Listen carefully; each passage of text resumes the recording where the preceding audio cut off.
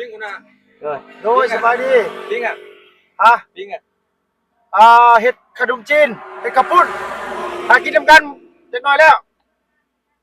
แซ่บอ่ะแซ่บเดี๋ยวแอมภาษาภาษาเบียดเอิ้นว่าแซ่บเอิ้นว่าได้ไหนปะซื้อเสืออยู่เลยสบายดีน้องใจดีน้องเลี้ยงเนาะน้องเก่งจริงแรงบริเวณต่อยเวียกคุณได้หลานเด้อซื้อบัดเรียบร้อย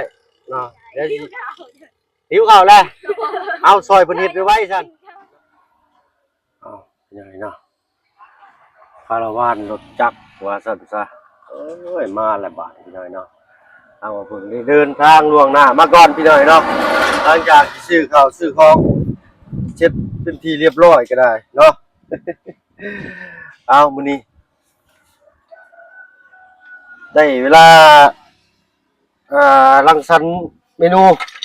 เนาะนี่แหละพี่น้อยเนาะตามจุดประสงค์ของผู้ใหญ่เพิ่น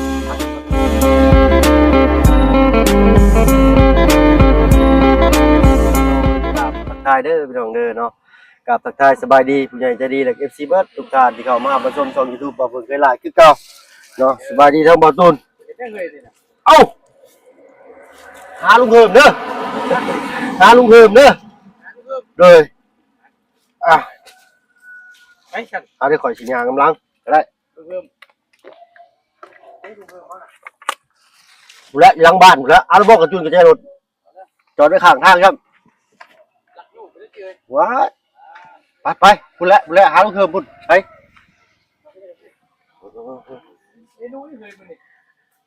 มื้อนี้บ่มันสิเป็นออกแบบเอเชียนะมื้อนี้เมนูเอเชียขนมจีนซะซั่นเอาใส่อะไรพุ่นบ่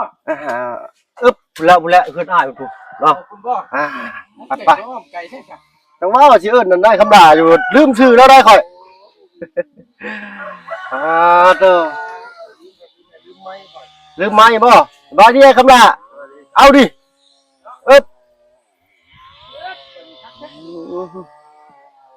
ใช้อันเนี้ยจะซื้ออะไรก็ไม่ได้เราเอาศาสตร์ศาสตร์มีศาสตร์อีกบ่สันนะเอาศาสตร์มาเด้อโดยเอาศาสตร์มาอะไรก็ไปปูหั่นน้ำก็ได้จะมีหม้อมีเตาก็เอามาน้ำได้เด้อเอาเสียบใหญ่เฮามื้อนี้สบายดีทางลุงเฮิมน้ำพี่น้อยเนาะนี่แหละได้หาทางลุงเฮิมนี่แหละพี่น้อยเนาะแต่ว่ามีแต่ถ้าบ่เพิ่งผู้เดียวก็คือสิบ่นั่นใส่ไม้ค่อยเสียแล้วบ่จักได้ลุงมื้อนี้คือหล่อแท้มือเด้เกือบบ่หล่อใช่ข่อยได้อยากใส่ข่อยได้ย่องข่อยโอ้ข่อยย่องจังคู่มือเลยลุงข่อยย่องจังคู่มือได้เพิ่นว่าหมู่ท่านเพิ่นได้เอ้ยเนาะพี่น้องเอ้ยเนาะเอาตามจุดประสงค์ของผู้ใหญ่เพิ่นพี่น้อยเนาะเนื่องในวันเกิดพี่เพิ่นอยู่ทางฝั่งไทยเนาะแล้วบอกว่าซื้อกระปุ้นน่ะมันเป็นจับเลยเด้อลุงเฮิมเอ้ยเดี๋ยวลุงสิเอาให้อ้ายแล้วเบิ่งจังได๋นี่เด้ออ้ายเด้ออันนี้เป็นจับเด้อจับหนึ่งจับนี่ภาษาบ้านภาษาไทยก็เอิ้นจีบหนึ่งจีบโมเมนต์จีบหนึ่งบ่อันนี้หลายจับอันนี้พี่น้อยเนาะหลาย10อันนี้10โลอันนี้5โลเวลาจับกับคันอนามัยหยังก็ใส่ถุงมือเด้อได้ครบเบิดเลยเนาะเครื่องเบิ่งสิเอามาให้ปะลุงเพิ่นเบิ่งก่อนเนาะน้องจะดีเพิ่นน้องๆไปเข้าไปโรงเรียนไปเลยแล้วมื้อนี้พุ่นละสักพักพุ่นละเนาะว่านี่เฮ้ยตัดผมตามแล้วบ่ตามเลยนี่มีกะทิน้ำตาลทอดด้วยป่ะขาดบ่ได้ก็คือเตียวแล้วก็ผงนัวลืมนี่ได้บ่กะปิเฮาบ่ได้ซื้อกะปิบ่เดี๋ยวเขาสิแล่นไปเสียอันนี้เป็นของหมักของน้องใจดีเลยลุงมาเราก็ซื้อให้เป็น3โลมือกินจุ่มนะว่าอันนี้ลูกชิ้นนี่ครับลูกชิ้นต้องเอาลูกน้อยนะลูกใหญ่บ่ใช่ลูกใหญ่มันบ่เข้าเนื้อติได้ตัวดินที่ไหนเนาะมีกะทิตำพวาแล้วก็น้ำตาลตำพวาบ่แม่นตำพวาภาษาขาดบ่ได้เลยก็คือปลาเอิ้นในสุภาพเป็นเอิ้นบ่สุภาพบ่ได้เลยตัวนี้เขาอยู่หลายคน อะไรก็มีทางลุงเฮิมเป็นเลือกเองกับมือเลยพี่หน่อยเนาะสบายบ่เพิ่งเฮ็ดผู้เดียวนี่ก็ป้านนี้ยังบ่มาซ้ำแต่หันขายของก็ได้ไก่ตัวไก่สิเยอะกูจักอันนี้ กลัวนะ โอ้ตุ๊กเนาะกระเทียม กระเทียม ชื่อมาเผื่อเลยผักกะหล่ำพริกอันนี้ไว้กัดเนี่ยเนาะนั่นกะปินะลุงเนาะเอาไปกะปิเวียดบ่ เวียดแล้วมันยังแซ่บ โดย เวียดก็ได้ไทยก็ดี โดยบิไทยมันสิแข็งเหมือนบ่ มันจะเป็นเนื้อมันเป็นก้อน โอ้เอามาตำใส่ก็ได้เนาะเดี๋ยวก็มีตีนไก่ โดยตีนไก่เขาต้องไปสำเร็จอยู่พุ่นน่ะของงาม โอ้ 2 โลพี่ว่าตีนไก่คันว่าใส่เป็นตีนด้วยนี่มันบ่พอกันกิน โดยเราต้องไปสำเร็จไปตัดครึ่งเลยก็พาอีกตัดเล็บออกเนาะ ตัดเล็บก่อนจังพาเกินไม่ได้ว่าเดี๋ยวให้สาวกุมีเห็นว่า โดย มาเฮ็ดซอย เพิ่นอยู่เพื่อนบ่ดู ใช้อันไปสินึงก็ คือเดี๋ยวใช่อันนี้น้าสาวไม่ได้กินนั่นซื้อวี่อันนี้ซื้อดื่มเลยกินอีกขอชามแล้วนะ ซื้อดีป่ะ ดื่มเลยพี่น้อยเนาะ เดี๋ยวลุงไปหาอันว่านั่นก็ได้ โดย อันว่าไป เอาไปกระเจรถนี่ อันว่า ให้ขอยเฮ็ดได้เลยลูกนี่ไปล้างพุ่นบ่ นี่เด้อคอยสิว่านี่น่ะเจ้า ไปล้างไปแช่พุ่นบ่ แม่นนี่จะเอานี่ไปนี่ มาแดกไว้นี่เนาะ เจ้ามาแกะกระเทียม แกะกระเทียมอยู่นี้ยังงอกพริกอยู่นี้ ต้องเอามีดใหญ่ๆทุบ ทุบแล้วก็แกะ แกะมันจะง่ายคันบ่ทุบสิแกะเป็นนั่นน่ะเวลาตำก็ยากอีก อืมลูกชิ้นนี่ไปแช่น้ำก่อนบ่ โอเคก็ได้เพื่อเฮ็ดฟังให้น่ะนี่ฮอด เนาะ โอ้ โดยเอาแบบนี้แล้วได้พี่น้อยเนาะนี่ข้าวปุ้นนี่ก็ ว่าจังนั้นมันว่าว่าที่นี่เขาจะ พักไปล้างพริกไปล้าง พักพวกหญ้าแล้ว โอเคจำนี้เนาะไปละ โดย โอเคอันนี้เอาไว้นี่พี่น้อยเนาะเดี๋ยวให้อ้ายเป็นหาเตามาใส่เลยเอาเคียงโดยเอาเคียงกันแหละไปมา ดังมุมผมไม่ได้เด้อ เดี๋ยวไปดังไฟก่อนสำหรับพี่น้อยเนาะเอานี่ก็ได้เนี่ยนี่ ได้แล้ว แดดทองมันนี่วิทย์ เดี๋ยวดัง อ๋ออันนี้ก็ได้เนาะแดดสีลงไปพุ่นเด้ใช่พี่น้อยเนาะ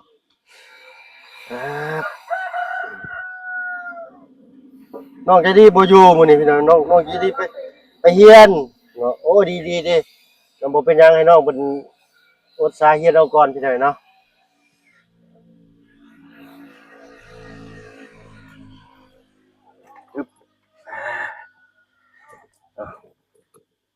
น้องจะดีมักไหนขับปุ้นเพิ่นว่าพี่น้อยเนาะตั้งขี้ใกล้ในกล่องก็ได้เมียจะซื้อจังก็อ้ายขอลืมเลย มะลิ ไอ้มารีกับไอ้ กำลา ไอ้คำลามารีพี่หน่อยเนาะคำลามารีน้องใจดีเนาะลูกชายจะได้สะอะไรอะเปลี่ยนชื่อให้ได้บ่เอาชาตรีเด้อน้องชาตรีนะเนาะปาลุง FC เพิ่นตั้งมาเนาะน้องใจดีมารีลูกก็ว่าผู้ชายก็ชาตรีเนาะใส่ชาตรีเอาลมสิบุกพัดไปบ่ดิเนาะใช่นี่บ่เดี๋ยวดังไปอีกสักพักบ่เลยพี่น้องๆจะดีไปสิมาตรงเฮียนก็ได้เนาะเดี๋ยวสิให้อัน ให้มัน ไปล้างอันนี้ก่อนเนาะไปล้างพักไก่นำกันเอารอถ่ายจังน้อยพี่น้อยเนาะ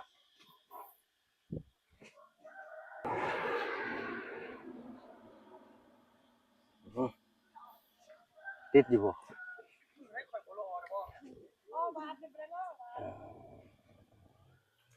เอาอันเมน้องใจดีเมน้องแต่งจริงเพิ่นเนาะลุงอันว่าไก่เป็นโตเฮานี่ได้ซะ ใกล้เป็นโตกระทำไม่ดีพุ่นดำนี่แล้ว น่าเนาะเนาะต้องยานี่ผมดูก่อน ประตูเพิ่นเป็นยังไงน่ะ เอาระบบสบายหลายมื้อเลย โอ้พ่อเพิ่นนั่งให้แฮวอยู่ที่ใดเนาะ ซื้อยาไปแล้ววัน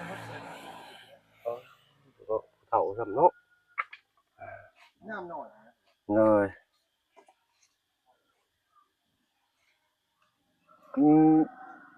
น้องๆเพิ่นบ่อยู่ก็เงียบเงาหลายเติบลุงเนาะ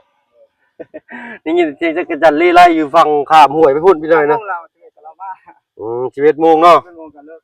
เลยเอ้าเนาะ เจ้าเเป็นยังเนาะ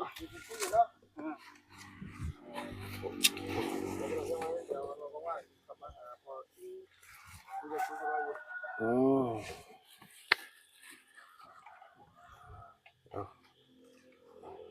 แต่เสียพักไปลากทั้ง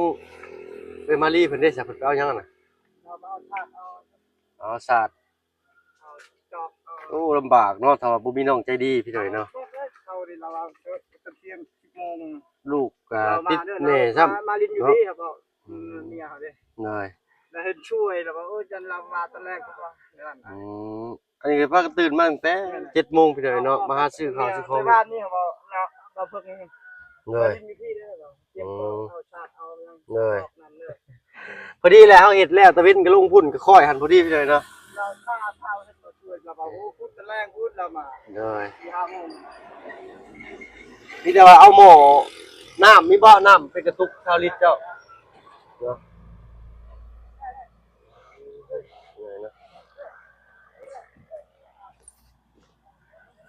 พอดีแหละพี่หน่อยเนาะทำขนมจีนรอถ่าน้องๆเพิ่นน้องเจดีน้องเก่งจริงน้องเลี้ยงนะเบิ่งเนื้อเท่าไหร่ล่ะพอซื้อไก่อยู่บ่ละบัด1 2 3 4 5 6 7 8ได้4ตัวแล้วเนาะนั่นนะ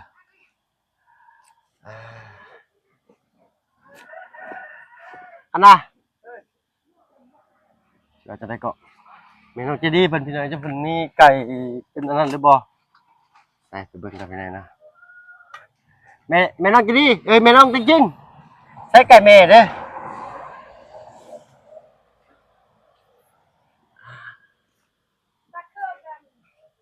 อไก่เจ้าได้มีบ่ตัวแม่นะโอ้เลยเบิ่งไปเบิ่งก่อนพี่น้อยเนาะเงินสิพ่อซื้อไก่เพิ่นหรือบ่ตัวนัดมาเพิ่นว่าว่านนี่เอาเลยเนาะถ้ากินได้ยินหรือบ่ไม่นี่ก็ได้เอ้าคนน้อยพี่น้อยเนาะสบายดีแม่น้องใจดีมาลีพี่น้อยเนาะได้มาแล้วบ่น้ำเอ้ยน้ำเฮือนเอาน้ำอยู่เฮือนเนาะไปฉันเอาข้างหม้อไว้จักลุงเฮือนบันไดใส่น้อยสิหลายบันไดใส่น้อยไว้ก่อนก็ได้เพื่อว่ายันได้เทออกอันนั้นสิได้เนาะเอาโอ้ยทางน้องใจดีเพิ่นยังไปเรียนอยู่พี่น้อยบ่ดีแหละอีกจักหน่อยน้องเพิ่นมาก็สิพากันล้างพักล้างหญ้าเนาะฮะโดยเอ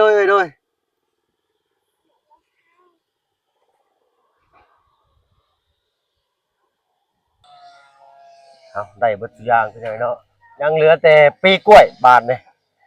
ให้อ้ายสมหักบ่ชื่อเพิ่นไปคำลาขอโทษขออภัยพี่น้อยเนาะ คำลามันสิพาไปเอาปีอยู่สวนกล้วยเนาะข้าวปุ้นขาดบ่ได้คือหัวปีเลยพี่น้อยเนาะบ้านจะเอิ้นหมากปีบ่ ป้า ฮะ ป้า บ้อง นั่นแหละ บ้องสลันเนียงโอนจังซี่บ่ เอาขอโดนโฮอร์โมนพี่น้อยเนาะน้องๆเพิ่นบ่อยู่ก็เงียบขนาดเลยมื้อนี้เนาะไปเรียนเบิดพอดีบาดนี้ยังเหลือแต่ปีกล้วยเอาได้เอาแนวใส่บ่เอาเนาะ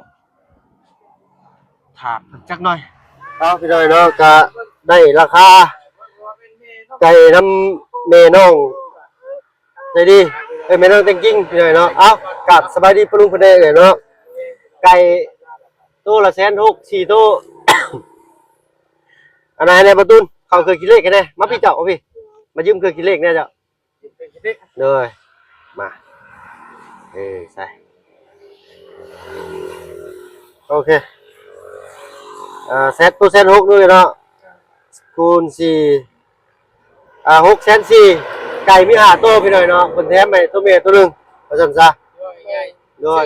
ซื้อ4แถม1ซื้อ4แถม1ขอบใจเลยหลายๆเด้อเลยเนาะตอนนี้ก็6,400,000 4 5 6ข่อยก็แถมไปเจ้า เลย โดยบ่เป็นหยังจ้ะโอเคล่ะพอดี เลย เนาะเหลืออีก50,000พี่น้อยเนาะพอดีเลยได้กะปิได้กะปิจะกี่พอกะปิหรือบ่ตอนนี้กี่เป้าปีกล้วยอยู่พอดีเลยน้องๆเพิ่นมาเนาะขอบใจหลายๆเด้อ ใจ โดยเนาะก็นี่แหละตามจุดประสงค์ของพี่เพิ่นพี่เลยเนาะพี่เพิ่น ใจน้องสุดเรือคือใจ โดยเนาะเอาตัวนี้อ้ายเพิ่นเห็นเลยก็จะกินหนึ่งในวันเกิดซั่นซะเอ้าลืมเสื้อคอขาดได้บาดนี่แล้วกันพี่เลยเนาะคนกลุ่มเอาเลยเนาะขอบใจหลายน้องไปเอาอันปีก่อนบาดนี่พี่เลยเนาะไปโดยเบิ่งหม้อนำนี่เด้อเนาะเพราะว่าทางลุงเพิ่นยังข้าวเวียกทั้งนั้นอยู่พี่เลยเนาะไปกันเด้อบ่ตูนเด้อเอาปากกล้วยก่อนบาดนี่เอาเนาะไปเอาหัวปีก่อนบาดนี่เอาเป็นอ้ายเป็นไปเลยบ่เนาะเอาพี่เลยเนาะให้พ่อน้องใจดีพามาหาหัวปีหัวปีถ่ายปีครับ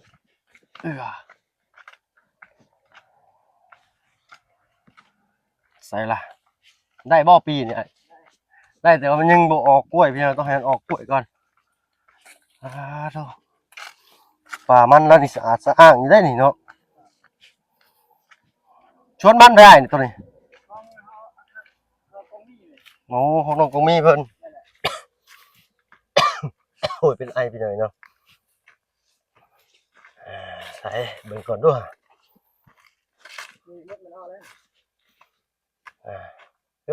ปึ๊บ1 หมากเอาจาก3 หมากก็พอแล้วเนาะคักนี่ตัวน่ะดิออกสุดหรือบ่ตัวน่ะสุดเลยตัวน่ะเนาะโดยไปพอดีแล้วพี่หน่อยนะทางน้องๆผมกลับมาแต่ห้องน้ำมุ้งเฮียนกันที่รอบบ่ายเนาะนี่วันนี้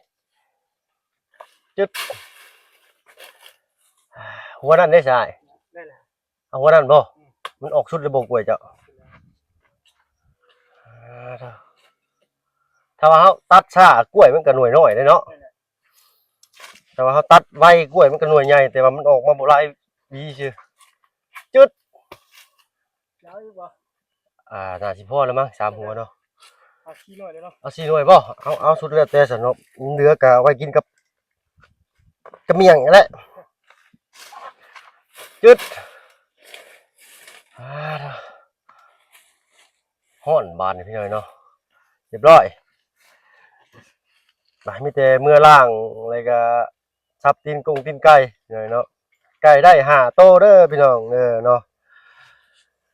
เจ้าเนาะขึ้นหนึ่งในวันเกิดของพี่ทางฝั่งไทยเพิ่นโอ้พี่น้อยเนาะเอาให้อยู่มันคนยืนได้เด้อเนาะเสียลุงเฮิมเฮ็ดลาบให้ก้อยเอาก็ขออวยพรให้กับเจ้าของวันเกิดได้มีโชคมีลาภเนาะที่เลี้ยงน้องๆและทีมงานพี่น้อยเนาะเอานี่แหละทั้งช้างทั้งยังน้ำแหละแถวระแวกนี้พี่น้อยเนาะข้าวปุ้นซื้อมา15 โล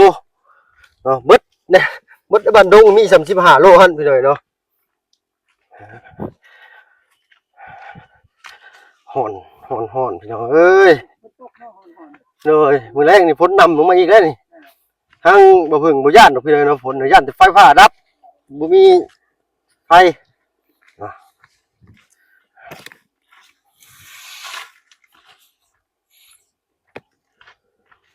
ฮึบ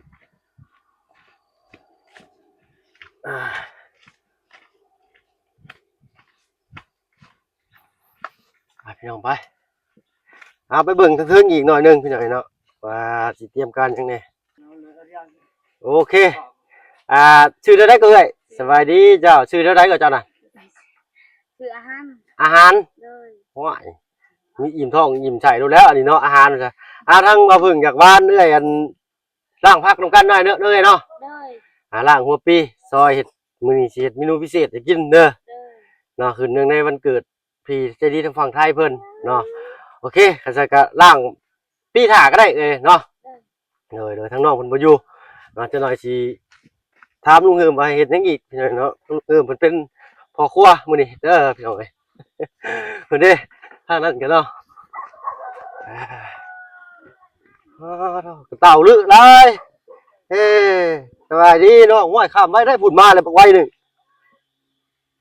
ปึ๊บคั่วลงก็ได้เนาะเอาโอ้มาพี่เนาะเขาเว้ากันไว้เมื่อวานนี่พี่หน่อยเนาะพอน้องเด้ออ๋อบอกเลยเนาะพอน้องเลี้ยงสบายดีได้เด้อชื่อว่าจะได้ก่อนเฮ็ดซอยไก่เด้อมาเอาแบบคิดว่าเราบ้ายันว่าน้องประมาณเนี่ยเรายันเจ้ามาตะแรกเลยเนาะชื่อได้ก่อนชื่อเขานะเลยดีอ๋อไอ้ดี เลยพอใกล้กับเขาบอกไปแล้วเลยไอ้ทองดีพี่หน่อยเนาะมิแต่ว่าและวานนั้นทำความสะอาดไก่น้ำกันเนาะเลยเอาอันเคพี่หน่อยเนาะก็มากันครบไปแล้วบาทนี่เนาะทางมาพึ่งกับซีแลนไปซื้อเป๊ปซี่กับน้ำก้อนมาก่อนเนี่ยถ่ายน้องๆมาก่อนก็ได้พี่หน่อยเนาะเอารุ่นเบิ้งพี่หน่อยเนาะซีซันในงานหนึ่งในวันเกิดอ้ายเพิ่นพี่หน่อยเนาะว่าสิเป็นอะไรวันแรกจะขอบคุณอ้ายเพิ่นน้ำลังพี่หน่อยเนาะสำหรับคลิปนี้ถ้าว่าเพิ่นก็สิขอตัวลาลงแล้วพี่หน่อยเนาะพ่อนคลิปหน้าเด้อพี่น้องเด้อเนาะใส่โยกย้ายใส่สะโพกมานั่งโบกเบิ่งลุงเฮิมซิก่อนพี่หน่อยเนาะปึ๊บพระเอกในงานเขาเลยแหละอันนี้พี่หน่อยเนาะถ้าบ่มีลุงนี่ก็ป้าโตถ้าบ่เพิ่งไปบ่เป็นคือกันพี่หน่อยเนาะเอาสิมาแจ้งทั้งลุงอีกบาทนึงบัดนี้พี่หน่อยเนาะคือว่าและเฮาไปซื้อแต่เป็ดแต่ไก่เนาะสบายดีเด้อพี่หน่อยเนาะสบายดีเนาะเหลืออยู่50,000หน่อยเมื่อกี้นี่เหลืออัน700,000แล้ว700,000กับพันหนึ่งเนาะ1,000 บาทว่าชื่อไก่แหละเหลืออยู่1,000 บาทก็เหลืออยู่50,000เนาะที่เขาซื้ออันนี้ก็เบิด800,000ปลายโดยก็900,000เนาะ900,000เพื่อ900,000เป็นนัวกะทินี่สินักแน่เนาะสินักตัวนี้วัตถุดิบอื่นๆบ่ปานใดเนาะเฮ็ดบ่เป็นนี่ดิโดยตัวที่เขาเฮ็ดบ่เป็นนี่แพงเนาะบัดลืมคิดเชื่อว่าอ้ายเพิ่นว่าอยากให้เลี้ยงทีมงานเลี้ยงอันนี้นำเลยเนาะก็เป็นเบียร์เนาะก็บ่ได้ก็บ่มีหยังเลยเนาะเบิดเป็นบ่เบิดก็บ่เป็นหยังโดยเนาะบ่ซีเรียสโดยปิ้งคุณน่ะโดยสบายดีปิ้งปิ้งเฮ็ดขนมจีนเฮ็ดข้าวปุ้นหากินนำกันจักหน่อยแล้วแซ่บเดี๋ยวแอมภาษาเบียดเอิ้นว่าแซ่บเอิ้นว่าได้บ่ภาษาเบียดเอิ้นมาแซ่บเอิ้นได้ได้งอนแม่นซะบ่แซ่บงอนเอาอันนี้เป็นเนื้อไก่พี่เนาะข่อยสิซับรถมันผ้าเบาบ่ผ้าเบาก็ซั่นเด้อทางข่อยสิไปซื้อกะปิมาก่อนเด้อสะดุงเด้อโดยได้ไปสิซื้อไหมเนาะเพิ่นเอากะปิลาวก็ได้ปิเวียดกันเลยเนาะที่ไทยบ่ปิเวียดนามจังแซ่บปิเวียดเนาะเป็นน้ำมันเนาะแล้วก็อันนี้ว่าเพิ่นลืมแน่อะไรผักหอมรวมโอ้ลืมตัวนี้ตายคักแล้วพี่เนาะชื่อใช่บัดผักหอมรวมหันเอ้ยร่มดีถามแล้วหันโอ้โดยแบ่งกันเราให้แบ่งอยู่ต้องสั่งเอาขนาดนั้น450เนาะโดย450ได้โดยสำหรับคลิปนี้ถ้าเพิ่นขอตัวลำลาแล้วพี่เนาะไปซื้อข้าวซื้อของให้ลุงเพิ่นอีกก่อนเลยเนาะสบายดีไปก่อนเด้อลุงเด้อโดยเอากะปิเนาะกับผักรวมหอมรวมเด้อโดยลืมตัว2อันนี้โดยและทางน่ะกำลังกันพากันใส่อยู่พี่เนาะว่ากันอีกทีนึงเนาะมันบ่มีจะพูดกินเด้น้องเพิ่นมาแล้วพูดมาเดี๋ยวโอ้มาเด้อพอดีน้องเพิ่นมาทางเงียนพอดีขี่มาข้างนี้ก็ละบ่พอข้ามก็ได้รถยังหลายอยู่เนาะขนาดรถไล่เลยข้างล่างนะรถเด้อใส่นักเรียนดีเด่นเนาะจอดไว้แถวห่มเท่านั้นนี่แหละ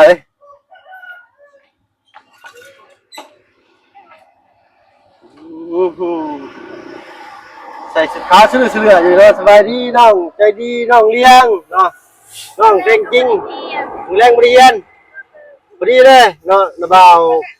ไว้เมื่อวานนี่ใช้ยืนเลี้ยงกันเนาะ3 เช้านี่เนาะ ว่าเป็นได้น้องเลี้ยงนี่คืออันคือบูดแท้หากระตื่นนอนบ่เอ้าเนาะโอ้บ่คือเก่าเด้อเจ้าเด้อเนาะอย่ามาพี่ล่ะอย่ามาพี่ยืนเรียงกันอยู่หาแฉปะลุงเพิ่นเบิ่งนี่ไผอันสิได้เป็นอันนางงามเอาเว้าดูโฮม่วนเด้อพี่น้องเด้อยืนซื่อๆอย่าบิดล่ะอย่าบิดขอถ่ายรูปปะลุงเพิ่นเบิ่งแน่เนาะ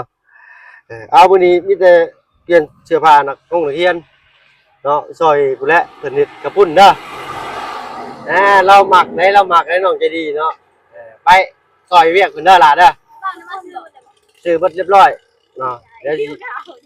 หิวข้าวแล้วเอาซอยเพิ่นเฮ็ดไว้ซั่นเนาะนี่ก็เอาไปซั่นเนาะทางน้าบ่าวจะไปซื้อกะปิก่อนเด้ออยู่บ้านดงพี่หน่อยเนาะไปพี่หน่อยเนาะพบกันคลิปหน้าคลิปนี้ไปแล้วพี่หน่อยเนาะสบายดีจ้ะ